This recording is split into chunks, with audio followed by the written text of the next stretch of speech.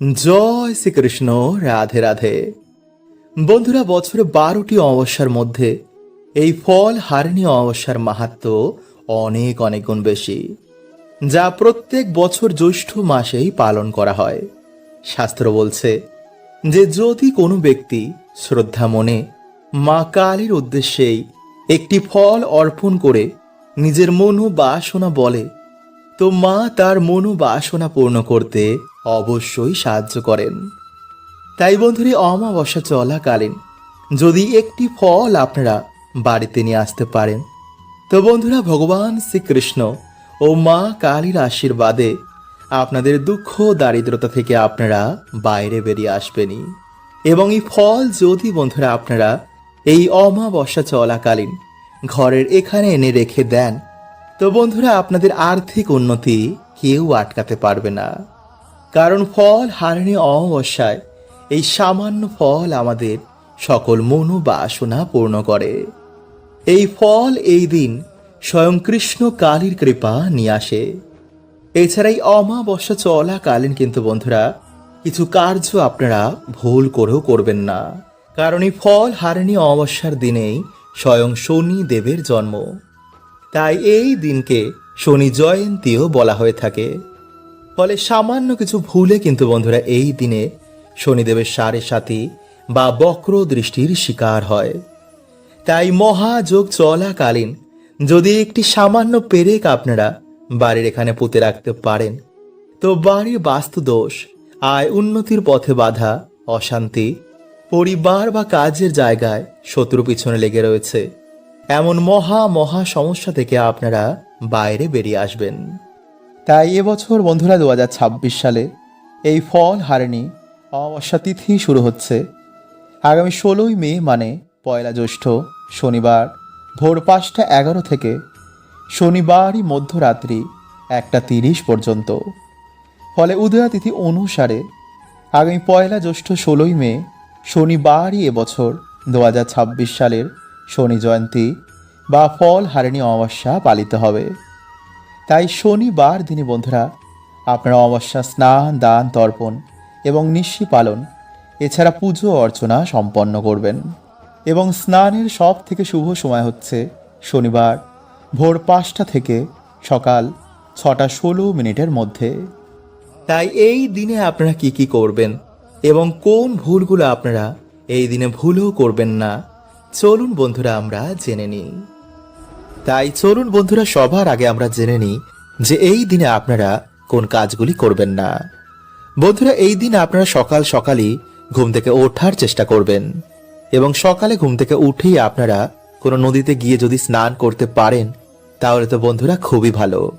কারণ বন্ধুরা এই দিনে নদীতে স্নান করতে বহু দেবী দেবতার আগমন হয়, যার ফলে সেই জল স্পর্শ করাতেই মানুষের দুর্ভাগ্যের নাশ হয়ে যায়। এবং এই দিনে বন্ধুরা বহু দেবদেবী আমাদের বাড়িতে আগমন করে আমাদের আশীর্বাদ দিয়ে যান। তাই এই দিন অবশ্যই কিন্তু আপনারা সকাল সকালে ঘুম থেকে উঠে ভগবানের নাম কীর্তন অবশ্যই করবেন এবং কোনো নদীতে গিয়ে স্নান করতে ভুলবেন না।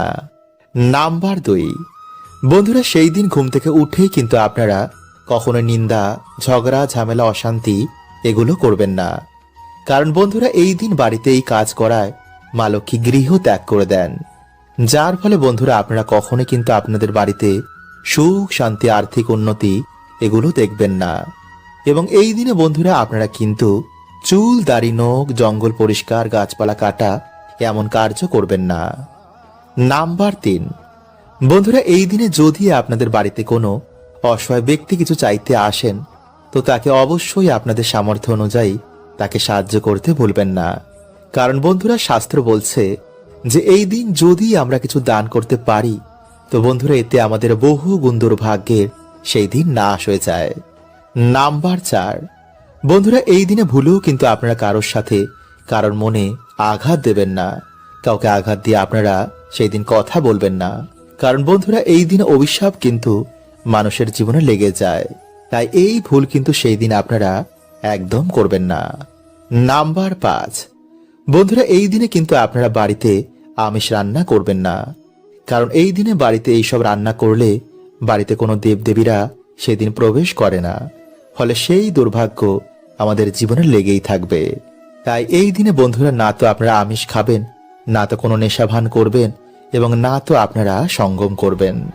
বন্ধুরা, আজকের এই ভিডিওতে আমি যে টোটকাগুলো আপনাদের জানাবো তার মধ্যে যে কোনো একটি টোটকা যদি আপনারা কালকের দিনে করতে পারেন, তো বন্ধুরা দেখবেন আপনারা শনি মহারাজের কৃপায় আপনাদের জীবন থেকে সকল বাধা বিপত্তির কেমন নাশ হয়েছে। আসলে বন্ধুরা, যদি আমাদের জীবনে শনিদেবের সাড়ে সাথী বা বক্র দৃষ্টি চলে, তো সেই মানুষটিকে বন্ধুরা বিভিন্ন রকমের সমস্যার সম্মুখীন হতে হয়। তাই বন্ধুরা, আজকের এই ভিডিওতে আমরা জানব যে সমস্যা থেকে আপনারা কিভাবে বাইরে বেরোবেন এবং কোন লক্ষণগুলো দেখে আপনারা বুঝবেন যে আপনাদের ওপর শনিদেবের সাড়ে সাথী বা বক্র দৃষ্টি চলছে কিনা। তাই অবশ্যই কিন্তু বন্ধুরা ভিডিওটি পুরো দেখতে একদমই ভুলবেন না। তার আগে বন্ধুরা ভিডিওটি একটি লাইক করে কমেন্টে হর হর মহাদেব ও জয় শ্রীকৃষ্ণ অবশ্যই লিখুন, এবং সাথে আপনারা একবার লিখুন জয় শনিদেব। নাম্বার 1, বন্ধুরা কর্মজীবনে আপনি বারে বারে কঠিন পরিস্থিতির শিকার হচ্ছেন। যদি বন্ধুরা আমাদের জীবনে শনিদেবের বক্র দৃষ্টি এসে পড়ে, তো বন্ধুরা হওয়া কাজও আমাদের বিভিন্ন কারণে ভেঙে যায়। হঠাৎ করে আমাদের কর্মজীবনে ধস লাগে, চারিদিক থেকে আমরা দেনার দায়ে ডুবে যাই, সবার কাছে হঠাৎই যেন আমরা খারাপ হয়ে যাই। হঠাৎ করে আমাদের চাকরি চলে যায়, ব্যবসাতে কিছুতেই আমাদের উন্নতি হয় না, বাড়িতে ঝগড়া ঝামেলা অশান্তি রোগ ব্যাধি এগুলো ঘিরেই থাকে। আর বন্ধুরা এই সব কিছু হয় শনিদেবের সাড়ে সাতির জন্য। নাম্বার 2, ধীরে ধীরে আমাদের শরীর থেকে আকর্ষণ মানে উজ্জ্বলতা কমে যাচ্ছে। মানে বন্ধুরা এখানে কিন্তু আমি কোনো কালো বা ফর্সার কথা বলছি না। দেখবেন বন্ধুরা যার উপর দেব কৃপা হয়, সে কালো হোক বা ফর্সা, তাকে দেখেই মানুষ তার কথায় আকর্ষিত হয়ে যায়। কিন্তু যার উপর দেব কৃপা থাকে না, তার অরা ধীরে ধীরে কালো হয়ে যায়, ফলে তাকে দেখে মনে হয় বন্ধুরা সে যেন অসুস্থ। আর এগুলি বন্ধুরা আমাদের কিছু ভুলের জন্য হয়, যা আমি একটি আলাদা ভিডিওতে আপনাদের জানিয়ে দেব। তাই চলুন বন্ধুরা এবার আমরা জেনে নিই যে সমস্যা থেকে আপনারা কিভাবে বেরোবেন। নাম্বার 1, প্রতিদিন হনুমান চল্লিশা পাঠ করলে বা মঙ্গলবার দিন কোনো হনুমানজির মন্দিরে গিয়ে হনুমানজির পুজো অর্চনা করলে বা বাড়িতেই হনুমানজির নামে একটি প্রদীপ জ্বালালেও বন্ধুরা শনিদেব আমাদের ওপর থেকে তার বক্রদৃষ্টি সরিয়ে নেন। কারণ শনিদেব হনুমানজিকে নিজে বলেছেন যে তিনি তার ভক্তদের ওপর কখনো বক্র দৃষ্টি দেবেন না। নাম্বার 2, শনিবার দিন কোনো শনি মন্দিরে গিয়ে সামান্য সর্ষের তেলের একটি প্রদীপ জ্বালালেও এবং ভগবানের প্রিয় প্রসাদ যেমন সাদা বাতাসা ও সাদা যে কোনো সুগন্ধি ফুল দিয়ে ভগবানের পুজো অর্চনা দিলেও শনিদেব খুবই প্রসন্ন হন। নাম্বার 3, গরু কুকুর ও কাককে যদি আমরা তিল মিশ্রিত খাবার খাওয়াই, তো শনিদেব বন্ধুরা এতেও কিন্তু খুবই প্রসন্ন হন। বন্ধুরা আজ রাতে আপনারা কিছুটা কালো তিল, 9টি অরহরের ডাল এবং 9টি লবঙ্গ কালো কাপড়ে বেঁধে আপনাদের মাথার ওপর থেকে অ্যান্টি ক্লকওয়াইজ 7 বার ঘোরাবেন, এবং ঘোরানোর সময় বন্ধুরা ওম শাম শনিশ্বরায় নমঃ এই মন্ত্র আপনারা 7 বার পাঠ করবেন, এবং তারপর সেই জিনিসটি আপনারা আপনাদের বালিশের তলায় রেখে রাতে ঘুমাবেন। এবং পরের দিন আপনারা বাড়ির আশেপাশে যে কোনো একটি অশ্বত্থ গাছের তলায় এগুলি রেখে আসবেন, এবং অশ্বত্থ গাছকে আপনারা আপনাদের মনের বাসনা এবং যে দুঃখ দরিদ্রতায় আপনারা আছেন তা অশ্বত্থ গাছকে বলবেন। দেখবেন বন্ধুরা সেই রাতেই হয়তো আপনাদের স্বপ্নে শনি মহারাজ আসবেন। এছাড়া এই অমাবস্যা চলাকালীন বন্ধুরা একটা জবা ফুলের মালা বা জবা ফুল, আপনাদের প্রিয় যে কোনো একটা ফল এবং ধূপ ধুনো নিয়ে আপনারা মায়ের কোনো মন্দিরে গিয়ে নিজের মনোবাসনা বলে মায়ের চরণে তা রেখে আসবেন, এবং সেই ফল আপনারা 1 বছর খাবেন না। অথবা এই অমাবস্যা চলাকালীন আপনারা এই ফুল এবং ফল এনে বাড়িতে মায়ের কোনো ফটো বা মূর্তিতে আপনারা ভক্তি ভরে পুজো অর্চনা করার পর নিজের মন ও বাসনা মাকে অবশ্যই বলুন। এবং পারলে বন্ধুরা আপনারা এই দিনে এই অমাবস্যা চলাকালীন বাড়ির ঈশান কোণে একটা লাল জবা ফুল গাছ এই দিনে লাগিয়ে রাখুন। এতে বাড়ির বাস্তুর জন্য বন্ধুরা অত্যন্তই শুভ। তাই চলুন বন্ধুরা এবার আমরা জেনে নিই যে ঘর মোছার জলে কোন জিনিসটি মেশালে মা লক্ষ্মীর বিশেষ কৃপা প্রাপ্ত হয়। তার আগে যদি বন্ধুরা আপনারা চ্যানেলে নতুন হন তো চ্যানেলটি সাবস্ক্রাইব করতে একদম ভুলবেন না। আর কমেন্টে লিখুন হর হর মহাদেব ও জয় শ্রীকৃষ্ণ। বন্ধুরা আমরা সকলেই জানি যে ভগবান বিষ্ণু হলেন এই সৃষ্টির পালনকর্তা, আর মা লক্ষ্মী হলেন তার শক্তি স্বরূপা। তাই ব্রহ্মাণ্ডে যত ডাইমেনশন আছে সব কিছু শ্রী হচ্ছেন মা লক্ষ্মী। তাই আপনারা কোনো রকম লোভ বা লালসা না করে মায়ের আশীর্বাদ প্রাপ্ত করার জন্য আপনারা এই প্রক্রিয়াটি করবেন। কারণ যার ওপর মায়ের আশীর্বাদ থাকে তার 14 পুরুষের কখনো অর্থের অভাব হয় না, কোনো মনোবাসনাও তাদের অপূর্ণ থাকে না। তাই আপনারা মায়ের কৃপা প্রাপ্ত করার জন্যই এই মনোভাব নিয়ে এই প্রক্রিয়াটি করবেন। তো আমার সাথে বন্ধুরা একবার আপনারা বলুন জয় মা লক্ষ্মী। বন্ধুরা এই প্রক্রিয়াটি করার আগে বাড়ি থেকে অলক্ষ্মী বিদায় করা খুবই দরকার, নইলে কিন্তু মা লক্ষ্মী আপনাদের বাড়িতে কখনো প্রবেশ করবেন না। কারণ যেই বাড়িতে অলক্ষ্মী বাস করেন সেই বাড়িতে মা লক্ষ্মী কখনো প্রবেশ করেন না। তাই এর জন্য হয়তো আপনারা এত পুজো অর্চনা করার পরেও মায়ের আশীর্বাদ পাচ্ছেন না। পরিবারে যেই সমস্যা সেই সমস্যাই রয়েছে। তাই বন্ধুরা বাড়ি থেকে অলক্ষ্মী বিদায়ের জন্য আপনাদের ঘর মোছার জলে প্রত্যেক দিন গঙ্গা জল ও কর্পূর মিশিয়ে তা দিয়ে ঘর মুছবেন। বিশেষ করে সেই জায়গায় যেই জায়গায় আলো প্রবেশ করে না। কারণ বন্ধুরা অন্ধকার জায়গাতেই দেবী অলক্ষ্মীর বাস হয়, এমনকি প্রদীপের তলায়ও দেবী অলক্ষ্মী বাস করেন। তাই বাড়িঘর পরিষ্কার পরিচ্ছন্ন রাখার সর্বদা চেষ্টা করবেন। বন্ধুরা যেমন ভাবে আপনারা বাড়িতে সন্ধ্যা প্রদীপ জ্বালান, বাড়িতে সন্ধ্যা আরতি করেন, তেমনি সন্ধেবেলায় বাড়িতে পুজো অর্চনা করার সময় মা লক্ষ্মীর সামনে একটি ঘিয়ের প্রদীপ জ্বালাবেন। তারপর মায়ের সামনে উলু দিয়ে শঙ্খ বাজিয়ে মায়ের সামনে বসে হাতে লবঙ্গ, এলাচ ও একটি 1 টাকার কয়েন নিয়ে 11 বার লক্ষ্মী গায়ত্রী মন্ত্র আপনারা পাঠ করবেন। আর যদি বন্ধুরা আপনারা চান তো ওম নমো লক্ষ্মী নারায়ণায় নমো এই মন্ত্রটিও পাঠ করতে পারেন। যেই মন্ত্রটি আপনাদের ইচ্ছা সেটি আপনারা পাঠ করবেন। এরপর পারলে আপনারা লক্ষ্মী পাঁচালীও পাঠ করতে পারেন। এবং এই সব কিছু হয়ে যাওয়ার পর বন্ধুরা আপনারা সেই 3টি জিনিস মায়ের চরণে অর্পণ করে দেবেন। এরপর মায়ের সামনে হাত জোর করে আপনাদের যে মনোবাসনা রয়েছে তা মাকে বলুন। এরপর রাতে নিরামিষ আহার গ্রহণ করে আপনার বালিশের তলায় বা আপনাদের বাড়ির যে মেন আয়কর্তা তার বালিশের মধ্যে এই জিনিসগুলি রেখে দিন। কিন্তু যেন বন্ধুরা এই খবর কেউ না পায়, আর যেন বন্ধুরা এই বালিশ অন্য কেউ ব্যবহার না করে। এই জিনিসগুলো আপনারা যত দিন খুশি বালিশের মধ্যে রাখতে পারেন।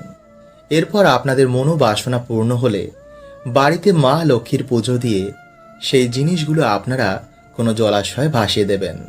বন্ধুরা আপনারা সকলেই ডুমুর গাছ দেখেছেন, তাই না? কিন্তু বন্ধুরা আমরা বেশিরভাগ মানুষ এটা জানি না যে এই গাছের মধ্যে ভগবান বিষ্ণুর বাস হয়। আসলে বন্ধুরা একটি পৌরাণিক কথার অনুসার যখন ভগবান বিষ্ণু নরসিংহ অবতার নিয়েছিলেন এবং তার লীলা যখন সমাপ্ত হয়ে যায়, তারপর বন্ধুরা তার নখ ডুমুর গাছের নিচে রেখে দেওয়া হয়। এরপর যখন ভগবান বিষ্ণু সেই নখ নিতে আসেন তখন দেখেন যে সেই নখের জন্য ডুমুর গাছের গায়ে কাটা কাটা দাগ হয়ে গেছে। তখন ডুমুর গাছ বলেন, হে প্রভু, আপনি আমার সাথে এমন কেন করলেন? তখন ভগবান বলেন, ডুমুর, এই ক্ষতিপূরণের জন্য আমি সর্বদাই তোমার কাছে নিবাস করব এবং যে শ্রদ্ধা মনে গাছের পুজো অর্চনা করবে তাদের সকল মনোবাসনাও পূর্ণ হয়ে যাবে। তাই বন্ধুরা অগ্নি পুরাণে অনুসার কিছু কিছু গাছের মধ্যে কোনো না কোনো দেবদেবীর আশীর্বাদ রয়েছে, যেমন ধুতরা, নীলকণ্ঠ এবং আকন্দ। বন্ধুরা এই সব গাছের মধ্যে ভগবান শিবের আশীর্বাদ রয়েছে। ঠিক তেমনি তুলসী, ডুমুর এবং কলা গাছ। বন্ধুরা, এই সমস্ত গাছের মধ্যে ভগবান বিষ্ণুর বাস। এছাড়া বন্ধুরা, কিছু কিছু গাছে আবার নেগেটিভ এনার্জির বাস হয়। তাই এর জন্য বন্ধুরা বলা হয় যে কখনো কোনো গাছের গোড়ায় প্রস্রাব করতে নেই। এতে বন্ধুরা না জেনেই আমরা বাড়িতে দুর্গতি ডেকে আনি। তাই যদি বন্ধুরা আপনারা চ্যানেলে নতুন হন তো চ্যানেলটি সাবস্ক্রাইব করে পাশের বেল আইকনটিকে অল করে রাখবেন। এবং বন্ধুরা, ভিডিওটি একটি লাইক করে কমেন্টে আপনারা বলুন জয় শ্রীকৃষ্ণ, হর হর মহাদেব। তাই চলুন বন্ধুরা, এবার আমরা জেনে নিই সেই টোটকাটির ব্যাপারে। বন্ধুরা, আপনারা দিনের বেলায় একটি ঘটিতে কিছুটা গঙ্গা জল নেবেন এবং একটি ধূপ নেবেন। এরপর বন্ধুরা আপনারা সেই গঙ্গা জল ডুমুর গাছের গোড়ায় ঢেলে দেবেন। এরপর আপনারা এই মন্ত্রটি 3 বার বলবেন। আর সেই মন্ত্রটি হলো বন্ধুরা, ওম ভগবতে বাসুদেবায় নমঃ। এরপর বন্ধুরা আপনারা সেই ধূপ দিয়ে ভগবান বিষ্ণু ভেবে সেই গাছটির পুজো অর্চনা করুন। তারপর আপনারা হাত জোর করে আপনারা যে সমস্যায় রয়েছেন তা ভগবানকে বলুন। বলবেন, হে প্রভু, আমার জীবনে অনেক কষ্ট, তুমি গিয়ে প্রভু আমার বাড়িতে জীবনের সমস্ত দুঃখ কষ্ট হরণ করে নাও এবং তোমার এই গাছের 3টি ডুমুর আমাকে উপহার দাও। এরপর বন্ধুরা আপনারা গাছ থেকে যতটা ডুমুর লাগবে তা আপনারা এনে একটি লাল কাপড়ের মধ্যে বেঁধে যেখানে আপনারা টাকা পয়সা রাখেন সেখানে রেখে দেবেন। একটি ডুমুর আপনারা লাল কাপড়ের মধ্যে বেঁধে আপনাদের যে সদর দরজা রয়েছে সেখানে টানিয়ে দিন। আর একটি ডুমুর আপনারা শোয়ার যে বালিশ রয়েছে তার মধ্যে আপনারা একটি লাল কাপড় বেঁধে রেখে দিন। কিন্তু বন্ধুরা, এই বালিশের মধ্যে যেন আর অন্য কেউ না ঘুমায়। যদি বন্ধুরা আপনারা এইভাবে 7 দিন ঘুমাতে পারেন তো বন্ধুরা আপনারা নিজেরাই দেখবেন যে আপনাদের দুর্ভাগ্য কেমন সৌভাগ্যে পরিণত হয়েছে। কিন্তু বন্ধুরা, যদি আপনারা পারেন তো সেই দিন নিরামিষ আহার গ্রহণ করেই এই কাজটি করবেন। আর স্নান করে তবেই বন্ধুরা আপনারা কিন্তু এই গাছের গোড়া যাবেন। বন্ধুরা, হিন্দু ধর্মের স্ত্রীদের মা লক্ষ্মীর অংশ মানা হয়, কারণ পুরো সংসারকে বেঁধে রাখে একজন স্ত্রী। স্ত্রী চাইলেই পুরো সংসারকে নিজের কর্মের মাধ্যমে স্বর্গ বানাতে পারে। আবার স্ত্রীদের কিছু কর্মের জন্য পুরো সংসার নরক হয়ে যায়। সেই বাড়িতে মা লক্ষ্মীর কৃপা কখনো হয় না, স্বামীর আয় উন্নতিও হয় না। তাই বন্ধুরা, নতুন বছর আসছে, তাই আপনাদের অবশ্যই জানা দরকার যে বাড়িতে স্ত্রীদের কোন কাজগুলি ভুলেও কখনো করতে নেই, যা বাড়িতে দুর্ভাগ্য ডেকে আনে। তাই যদি বন্ধুরা আপনারা চান যে আপনাদের বাড়িতে সুখ শান্তি বজায় থাকুক তো বন্ধুরা আপনারা কিন্তু ভিডিওটি পুরো অবশ্যই দেখুন এবং কমেন্টে আপনারা একবার বলুন জয় মা লক্ষ্মী। নাম্বার 1, ঝাঁটায় পা দেওয়া। বন্ধুরা, যে বাড়ির মহিলারা ঝাঁটায় পা ঠেকায় বা পা দিয়ে ঠোকর মারে সেই বাড়িতে কখনোই বন্ধুরা মা লক্ষ্মীর বাস হয় না। সে বাড়িতে সর্বদাই দরিদ্রতা লেগে থাকে। কারণ বন্ধুরা মানা হয় যে ঝাড়ুতে মা লক্ষ্মীর বাস হয়। ঝাড়ু আমাদের বাড়ি থেকে দরিদ্রতা এবং নেগেটিভ এনার্জিকে বার করে দেয়। নাম্বার 2, পা দিয়ে দরজা খোলা। বন্ধুরা, যে বাড়ির মহিলারা পা দিয়ে লাথি মেরে দরজা খোলে বা দরজা বন্ধ করে সেই বাড়িতেও কিন্তু মা লক্ষ্মী কখনো বাস করেন না।